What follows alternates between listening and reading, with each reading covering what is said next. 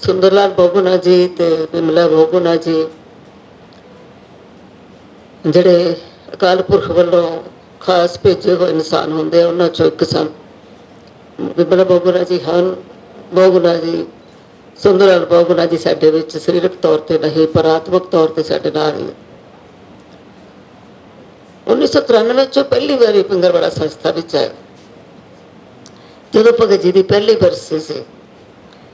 ਔਰ ਨੰਗੇ ਪੈਰੀ ਉਹ, ਇਹ ਤਾਂ ਬਣਿਆ ਹੀ ਨਹੀਂ ਸੀ ਜਿਹੜਾ ਸਾਡਾ ਦਫ਼ਤਰ ਹੈ ਮੇਨ, ਉੱਥੇ ਨੰਗੇ ਪੈਰੀ ਸਾਰੇ ਘੁੰਮੇ। ਅਗਸਤ ਹੁੰਦਾ ਹੈ, ਬਹੁਤ ਗਰਮੀ ਹੁੰਦੀ ਹੈ, ਧਰਤੀ ਤਪੀ ਹੁੰਦੀ ਹੈ। ਮੈਂ ਉਹਨਾਂ ਨੂੰ ਕਿਹਾ ਵੀ ਤੁਸੀਂ ਜੁੱਤੇ ਪਾ ਲਓ, ਗਰਮੀ ਬਹੁਤ ਹੈ। ਕਹਿੰਦੇ ਨਹੀਂ, ਮੇਰੀ ਇਹ ਤੀਰਥ ਯਾਤਰਾ ਹੈ। ਇਸੇ ਤਰ੍ਹਾਂ ਹੀ ਸੰਗਰੂਰ ਜਦੋਂ ਗਏ ਇੱਕ ਫੰਕਸ਼ਨ 'ਤੇ, ਤਾਂ ਪੱਤਰਕਾਰਾਂ ਨੇ ਪੁੱਛਿਆ ਹਰ ਸਾਲ ਤੁਸੀਂ ਕਿਵੇਂ ਆਉਂਦੇ ਹੋ ਪਿੰਗਲਵਾੜੇ, ਹਰ ਵਾਰੀ ਆ ਜਾਂਦੇ ਹੋ, ਕੀ ਗੱਲ ਹੈ ਤੁਹਾਨੂੰ, ਕੀ ਚੀਜ਼ ਜਿਹੜੀ ਖਿੱਚ ਪਾਉਂਦੀ ਹੈ? ਕਹਿੰਦੇ ਮੈਂ यहाँ जीते भगवानों के दर्शन करने आता हूँ। ਜਿਹੜੇ ਸਾਡੇ ਮਰੀਜ਼ ਆ ਉਹਨਾਂ ਨੂੰ ਜਿੰਦੇ ਭਗਵਾਨ ਕਹਿ ਕੇ ਉਹਨਾਂ ਨੇ ਤਾਂ ਬਹੁਤ ਜ਼ਿਆਦਾ ਬਹੁਤ ਕੁਝ ਸਿੱਖਿਆ ਦੋਨਾਂ ਕੋਲੋਂ। ਸੰਜਮਮਈ ਜੀਵਨ ਸਿੱਖਿਆ ਭਗਤ ਜੀ ਦਾ ਤਾਂ ਹੈ ਹੀ ਸੀ, ਸਾਡੇ ਪੜ੍ਹੀਆਂ ਕਿਤਾਬਾਂ ਸਭ ਨੇ, ਪਰ ਉਸ ਤੋਂ ਇਲਾਵਾ ਬਹੁਗੁਣਾ ਤੇ ਮਿਸਿਸ ਬਹੁਗੁਣਾ ਦਾ ਵੀ ਜੀਵਨ ਸੰਜਮਈ ਸੀ। ਜਿਹੜੀਆਂ ਅਸੀਂ ਗੱਲਾਂ ਬਹੁਤ ਹੋ ਗਈਆਂ, ਉਹਨੂੰ ਦੁਬਾਰਾ ਤਾਂ ਰਿਪੀਟ ਕਰਨ ਦੀ ਲੋੜ ਨਹੀਂ ਹੈਗੀ। ਸੰਜਮਈ ਜੀਵਨ, ਕਿੰਨਾ ਸੰਜਮਈ ਜੀਵਨ ਕਿ ਉਹਨਾਂ ਨੇ 3 ਸੂਟਾਂ ਤੋਂ ਵੱਧ ਕੱਪੜੇ ਨਹੀਂ ਸੀ ਹੁੰਦੇ ਉਹਨਾਂ ਕੋਲ। ਬਹੁਗੁਣਾ ਜੀ ਕੋਲ ਵੀ 3 ਸੂਟ ਹੁੰਦੇ ਸੀ ਤੇ ਮਿਸਿਸ ਬਹੁਗੁਣਾ ਜੀ ਕੋਲ ਵੀ 3 ਸਾੜੀਆਂ ਹੁੰਦੀਆਂ ਸੀਗੀਆਂ। ਬੜੀ ਦੂਰ ਦੂਰ ਲੋਕ ਇਨਵਾਈਟ ਕਰਦੇ ਸੀ, ਕਦੇ ਹੈਦਰਾਬਾਦ ਜਾਏ, ਕਦੇ ਕਰਨਾਟਕਾ ਗਏ, ਕਿਤੇ ਬਹੁਤ ਸਾਰਾ। ਜਦੋਂ ਅੰਮ੍ਰਿਤਸਰ ਆਉਂਦੇ, ਇੰਨਾ ਲੰਬਾ ਸਫ਼ਰ ਕਰਕੇ ਨਾ, ਆਉਂਦੇ ਹੀ ਮਾਂ ਜੀ ਨੇ ਕੱਪੜੇ ਧੋਣੇ ਸ਼ੁਰੂ ਕਰ ਦੇਣੇ। ਬਹੁਗੁਣਾ ਦਾ ਸੂਟ ਵੀ ਧੋਣਾ ਤੇ ਆਪਣਾ ਸੂਟ ਵੀ ਧੋਣਾ, ਕਿ ਅਗਲੇ ਦਿਨ ਪਾਉਣ ਵਾਸਤੇ ਸਾਫ਼ ਕੱਪੜਾ ਨਹੀਂ ਸੀ ਹੁੰਦਾ ਕੋਈ ਉਹਨਾਂ ਕੋਲ। ਫਿਰ ਉਹਨਾਂ ਨੇ, ਉਹਨਾਂ ਦੀ ਬੇਟੀ ਹੈ ਮਧੂ, ਉਹਦੇ ਨਾਲ ਮੇਰੀ ਗੱਲ ਹੋਈ ਕਿ ਕਿਸ ਤਰ੍ਹਾਂ ਗੁਜ਼ਾਰਾ ਕਰਦੇ ਸੀਗੇ। ਸਲਿਆਰਾ ਆਸ਼ਰਮ ਬਣਾਇਆ, ਤੁਸੀਂ ਪੜ੍ਹਿਆ ਸਭ ਨੇ। ਉੱਥੇ ਉਹਨਾਂ ਨੇ ਜਦੋਂ ਗਰੀਬੀ ਦੇਖੀ ਪਹਾੜ ਦੇ ਵਿੱਚ, ਵੀ ਕਿੰਨੀ ਗਰੀਬੀ ਹੈ ਉੱਥੇ। ਮੈਂ ਇੱਕ ਵਾਰੀ ਗਈ ਤਾਂ ਮੈਂ ਮਾँ जी कहने मिसेस बहुगुणा, माँ जी यहाँ लोग क्या खाते हैं, सब्जी क्या खाते हैं, हिंदी बोल दी ना। कहते बस यहाँ तो आलू ही होते हैं। मैं रोज़ आलू ही खाते हैं। फिर पहाड़ में आलू भी कहाँ मिलते हैं बहन जी, चटनी के साथ रोटी खा लेते हैं। फिर बहुगुणा जी ने कहा कि मेरी माँ इन्नी थक जाती सी, सवेर तो लैके शाम तक काम करते, कि रात को ਅਸੀਂ ਛੋਟੇ ਸੀ, ਅਸੀਂ ਲੱਤਾਂ ਨੂੰ ਚਿੰਬੜ ਜਾਣਾ।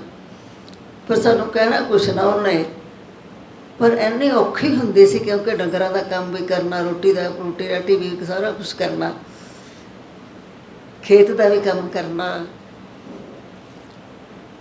ਤਾਂ ਕਹਿੰਦੇ ਰੋਜ਼ ਰਾਤ ਨੂੰ ਕਹਿਣਾ ਹਾਏ ਮੌਤ ਵੀ ਨਹੀਂ ਆਉਂਦੀ। ਯਾਨੀ ਕਿ ਪਹਾੜ ਦੀਆਂ ਔਰਤਾਂ ਨੂੰ ਇੰਨੀ ਮਿਹਨਤ ਕਰਨੀ ਪੈਂਦੀ ਹੈ, ਖਾਣ ਨੂੰ ਬਹੁਤ ਘੱਟ ਮਿਲਦਾ ਹੈਗਾ, ਖੁਰਾਕ ਨਹੀਂ ਮਿਲਦੀ ਪੂਰੀ। ਤੇ ਉਸ ਤਰ੍ਹਾਂ ਦਾ ਜਿਹੜਾ ਨਾ ਐਜੂਕੇਸ਼ਨ ਵਾਲੇ ਪਾਸੇ ਉਹਨਾਂ ਦਾ ਕੋਈ ਧਿਆਨ ਸੀਗਾ। ਤਾਂ ਮਾਂ ਜੀ ਸਰਲਾ ਬਹਿਨ ਜੀ ਕੋਲ ਰਹੇ, ਜਿਹੜੇ ਮਹਾਤਮਾ ਗਾਂਧੀ ਜੀ ਦੇ ਉਪਾਸ਼ਕ ਸੀ ਸਰਲਾ ਤੇ ਮੀਰਾ ਬਹਿਨ ਜੀ। ਸਰਲਾ ਬਹਿਨ ਜੀ ਕੋਲ ਰਹਿਣ ਦਾ ਮੌਕਾ ਮਿਲਿਆ, ਉੱਥੇ ਉਹਨਾਂ ਨੇ ਪ੍ਰਣ ਕਰ ਲਿਆ। ਉਹਨਾਂ ਨੇ ਬਹੁਤ ਸੇਵਾ ਕੀਤੀ ਆ ਕੇ। ਸਰਲਾ ਬਹਿਨ ਦੀ ਵੀ ਕਿਤਾਬ ਅਸੀਂ ਛਾਪੀ ਹੋਈ ਹੈ। ਸਰਲਾ ਬਹਿਨ ਨੇ ਮਤਲਬ ਮਹਾਤਮਾ ਗਾਂਧੀ ਜੀ ਨਾਲ ਤਾਂ ਜੋ ਉਹਨਾਂ ਦਾ ਹੈ ਸੀ, ਉਸ ਤੋਂ ਬਾਅਦ ਉਹਨਾਂ ਨੇ ਇੰਡੀਆ ਹੀ ਰਹੇ ਔਰ ਪਹਾੜ ਦੇ ਵਿੱਚ ਜਾ ਕੇ ਬਹੁਤ ਕੰਮ ਕੀਤਾ ਸਰਲਾ ਬਹਿਨ ਨੇ। ਅਤੇ ਉਹਨਾਂ ਨੇ ਮਿਸਿਸ ਵਿਮਲਾ ਬਹੁਗੁਣਾ ਦੀ ਪ੍ਰੇਰਨਾ ਸਰੋਤ ਸਰਲਾ ਬਹਿਨ ਸੀ। ਤਾਂ ਮੈਂ ਕਿਹਾ ਉਹਨਾਂ ਦੀ ਬੇਟੀ ਨੂੰ ਪੁੱਛਿਆ ਵੀ ਕਿੱਦਾਂ ਗੁਜ਼ਾਰਾ। ਪਹਿਲਾਂ ਤਾਂ ਮੰਨਦੇ ਹੀ ਨਹੀਂ ਸੀ ਨਾ ਪਹਾੜ ਦੇ ਲੋਕ ਵੀ ਅਸੀਂ ਨਹੀਂ ਪੜ੍ਹਾ ਸਕਦੇ ਬੱਚਿਆਂ ਨੂੰ, ਸਾਡੇ ਤਾਂ ਕੰਮ ਬਹੁਤ ਹੈ, ਬੱਚਿਆਂ ਨੇ ਕੰਮ ਕਰਨਾ ਹੁੰਦਾ, ਮਸਾਂ ਸਾਡੀ ਰੋਟੀ ਚੱਲਦੀ ਹੈ, ਕਿਹੜਾ ਪੜ੍ਹਾਵੇ। ਫਿਰ ਮੈਨੂੰ ਦੱਸਦੇ ਆ ਵੀ ਉਸ ਉਹਨਾਂ ਨੂੰ ਕਿਹਾ ਵੀ ਰਾਤ ਨੂੰ ਤਾਂ ਨਹੀਂ ਤੁਸੀਂ ਕੰਮ ਕਰਦੇ, ਦਿਨੇ ਹੀ ਕਰਦੇ ਹੋ ਨਾ, ਤਾਂ ਰਾਤ ਨੂੰ ਅਸੀਂ ਪੜ੍ਹਾਵਾਂਗੇ ਤੁਹਾਡੇ ਬੱਚਿਆਂ ਨੂੰ। ਤਾਂ ਬਹੁ ਗੁਣਾ ਜੀ ਨੇ ਮੁੰਡਿਆਂ ਨੂੰ ਪੜ੍ਹਾਉਣਾ ਅਤੇ ਵਿਮਲਾ ਬਹੁ ਗੁਣਾ ਜੀ ਨੇ ਕੁੜੀਆਂ ਨੂੰ ਪੜ੍ਹਾਉਣਾ। ਫਿਰ ਉਹਨੇ ਆਪਣਾ ਲਾਈਫ ਸਟਾਈਲ ਉਹਨਾਂ ਵਰਗਾ ਬਣਾਇਆ ਵੀ ਸਾਨੂੰ ਇਹ ਨਾ ਕਹਿਣ ਵੀ ਤੁਸੀਂ ਤਾਂ ਬੜੇ ਅਮੀਰ ਜਾਂਦੇ ਹੋ, ਤੁਹਾਡੇ ਕੋਲ ਤਾਂ ਬੜਾ ਕੁਛ ਹੈ। ਜਿਸ ਤਰ੍ਹਾਂ ਉਹ ਖੇਤੀ ਕਰਦੇ ਸੀ ਉਵੇਂ ਹੀ ਇਹਨਾਂ ਨੇ ਖੇਤੀ ਕਰਨੀ ਸ਼ੁਰੂ ਕੀਤੀ, ਉੱਦਾਂ ਹੀ ਉਹਨਾਂ ਨੇ ਖੇਤ 'ਚ ਕੰਮ ਸ਼ੁਰੂ ਕੀਤਾ, ਉੱਦਾਂ ਹੀ ਮਤਲਬ ਹਾਰਡ ਲਾਈਫ ਪੂਰੀ ਬਤੀਤ ਕੀਤੀ। ਔਰ ਬਹੁ ਗੁਣਾ ਜੀ ਨੇ ਲਿਖਿਆ ਕਿ ਸਾਡੇ ਵਿਆਹ ਵਿੱਚ ਸਿਰਫ 49 ਰੁਪਏ ਖਰਚ ਹੋਏ।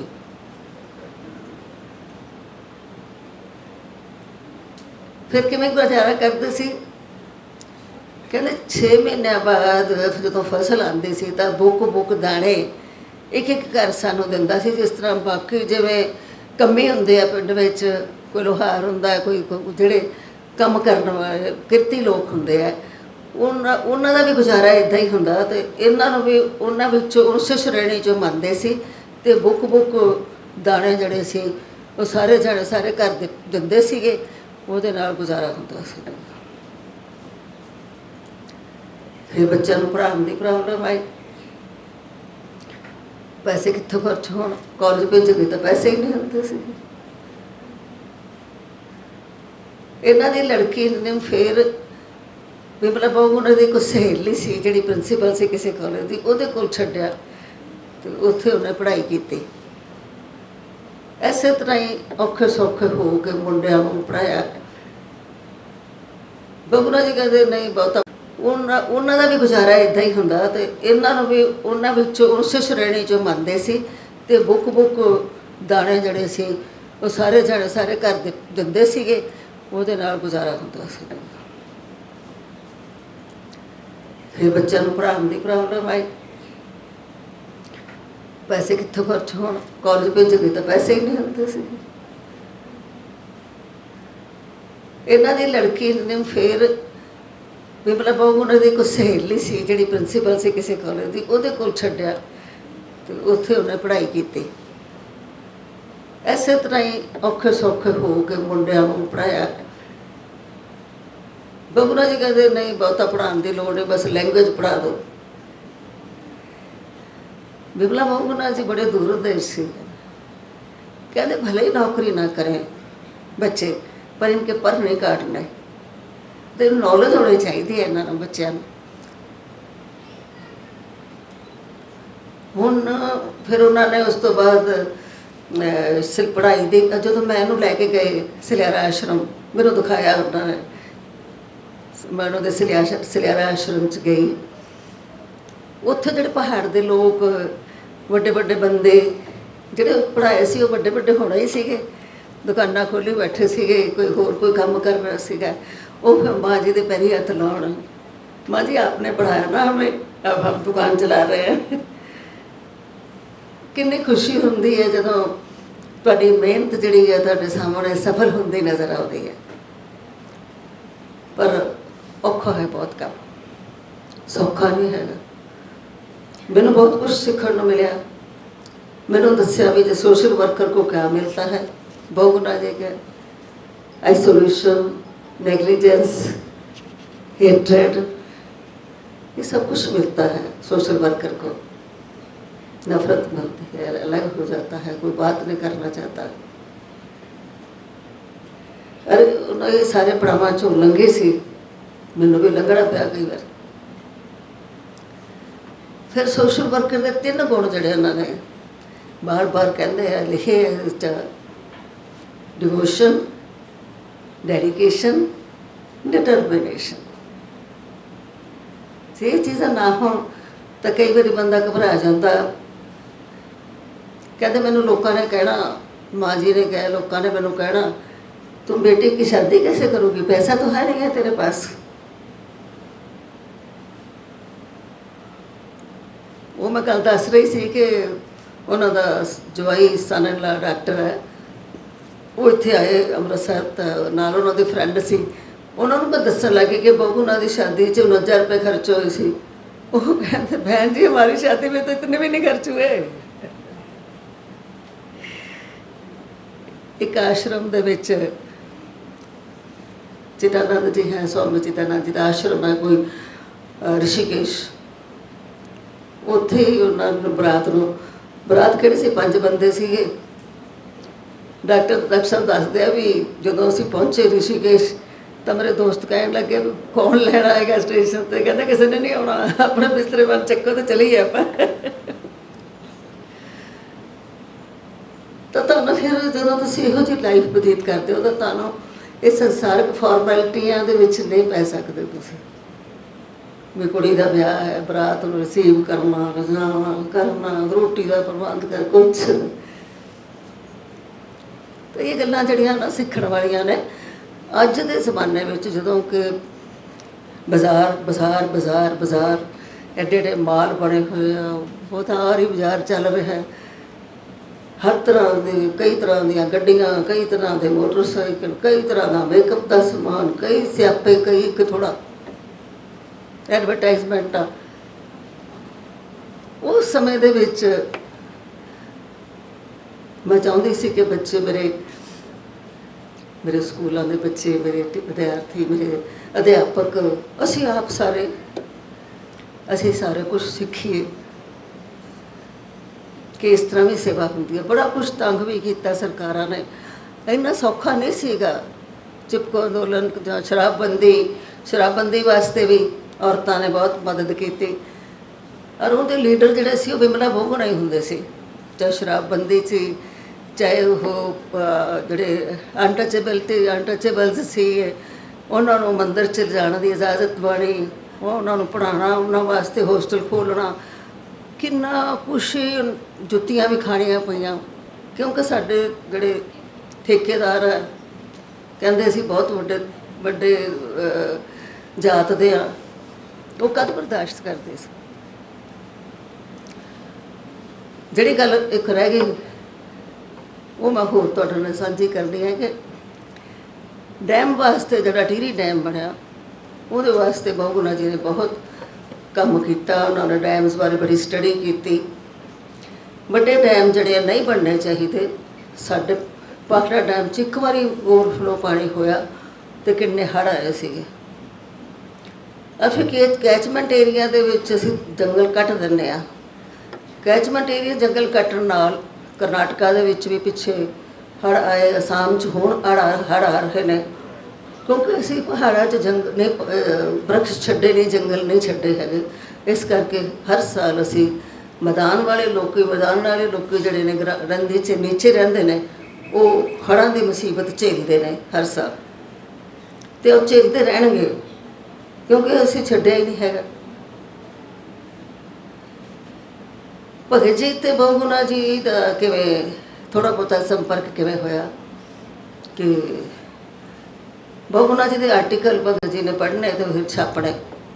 उन्होंने किताब छापी सब तो पहला रोती धरती कटते जंगल, जिहड़ी असीं मेरा ख्याल 50,000 60,000 के लख तक असीं छापती होनी, पिंगलवाड़े ते वंडती होनी है। उस तो बाद फिर भगत जी ने चिट्ठी लिखी बहुगुणा जी नूं भी होर आर्टिकल भेज, मैं छापांगा तेरे। फिर भगत जी बीमार से मेरे को संगरूर से तो सुरजीत सिंह बरनाला भी लड़ाए। उन्होंने जो फॉरेस्ट मिनिस्टर सीगे उन्होंने ऑर्डर किया सी ठेकेदारां जंगल वड्डो, दरख्त वड्डो, तो बहुगुणा जी चिपको मूवमेंट लैके बैठे हुए सी। पर क्योंकि दोवें स्पिरिचुअल परसन सीगे, बरनाला सुरजीत सिंह बरनाला भी तो बहुगुणा जी भी। सुरजीत सिंह बरनाला ने जब बहुगुणा जी को मिले तो बहुत चंगा लग्या।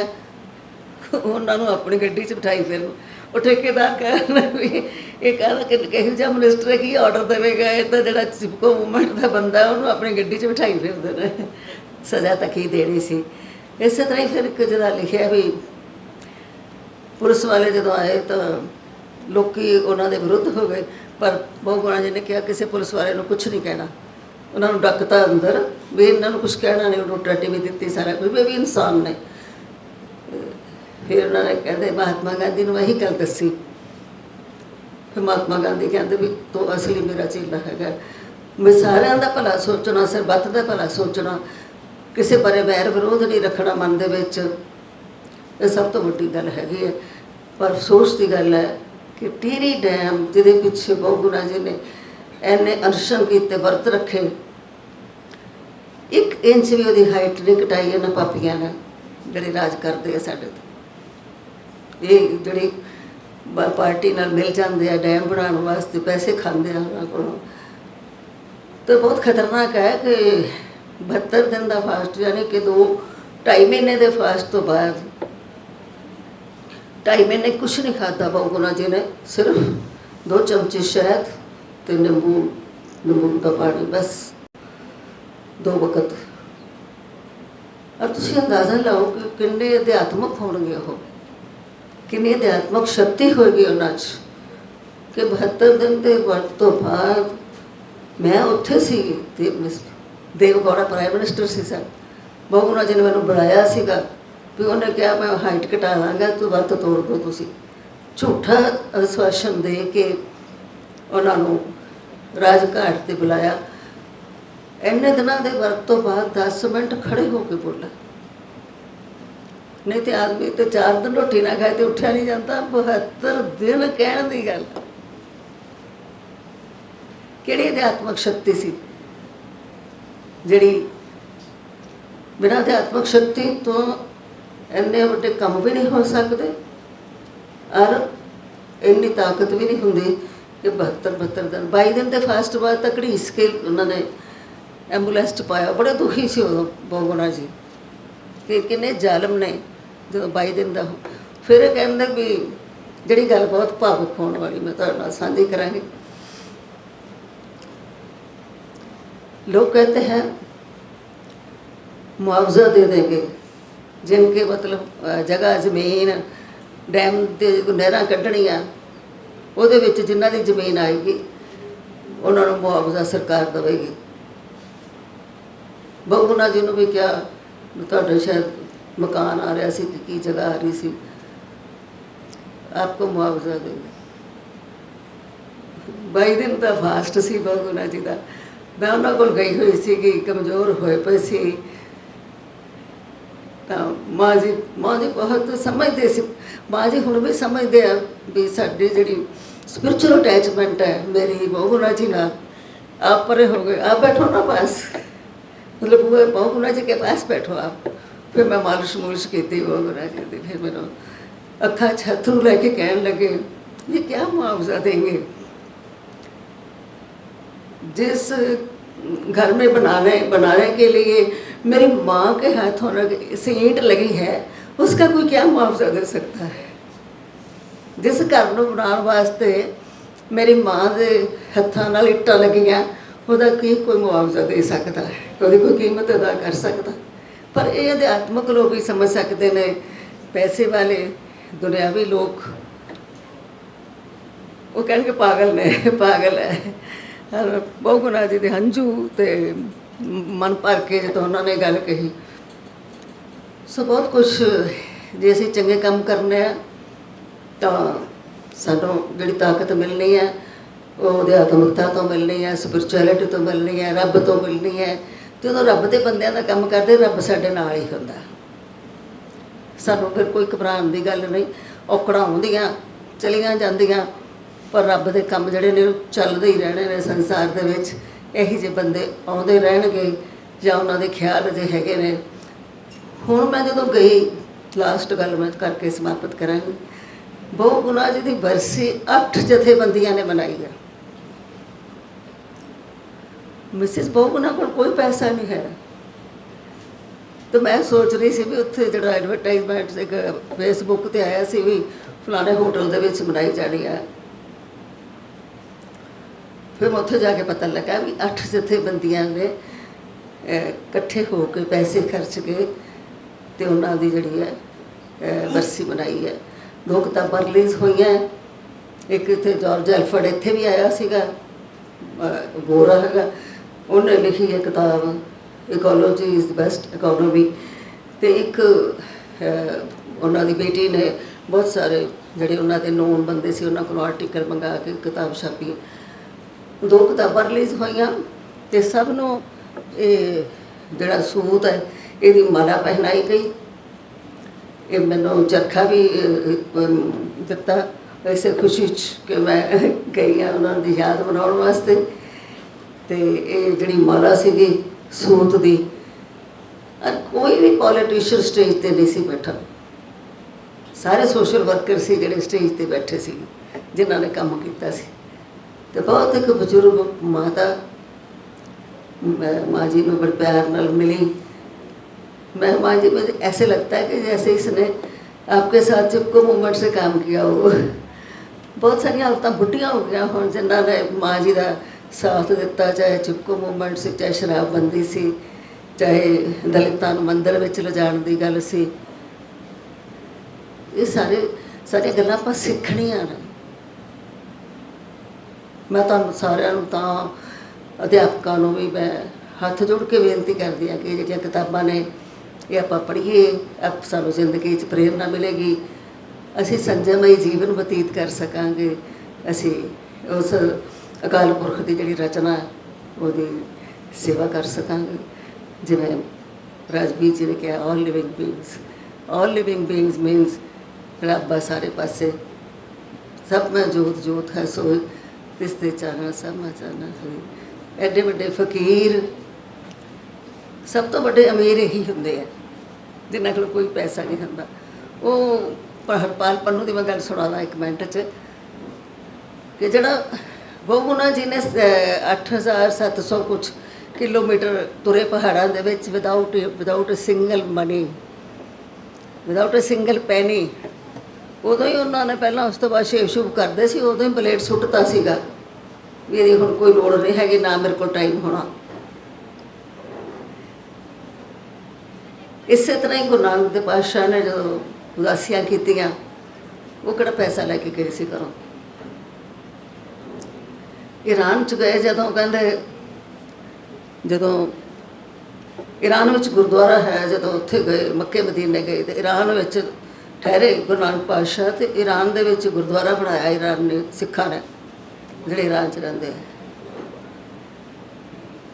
उत्थे कहंदे दरवाजा बनाया उन्होंने ईरानियां ने, जिहड़े उत्थों दे सीगे इंजीनियर। वो कहंदे ना की रखना, कहंदे गुण दसो गुरु नानक पातशाह दे की सीगे जिन्हां दी याद च गुरुद्वारा बनया। कहंदे उहदे कोल पैसा ही कोई नहीं सी जदों वो घरों तुरिया, तो कहंदे भी तो सब तो अमीर हुंदा, इस दरवाजे का ना दौलत दरवाजा रखता। तो यही दौलत सब तो वड्डी इन्हां कोल सी। वाहिगुरू जी का खालसा, वाहिगुरू जी की फतेह।